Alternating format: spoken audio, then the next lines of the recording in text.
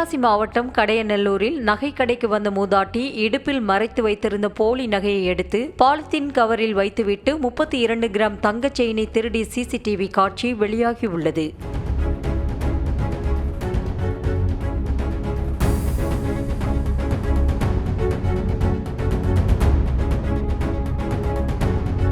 போதுமான பணம் இல்லாததால் வீட்டிற்கு சென்று எடுத்து வருவதாக கூறி சென்ற நிலையில் நகைகளை சரிபார்க்கும் போது ஒரு கவரில் போலி நகை இருந்ததால் சிசிடிவி பதிவை ஆய்வு செய்தபோது மூதாட்டியின் திருட்டுத்தனம் தெரிய வந்தது. கடை உரிமையாளர் புகார் அளித்த நிலையில் மூதாட்டியை போலீசார் தேடி வருகின்றனர்.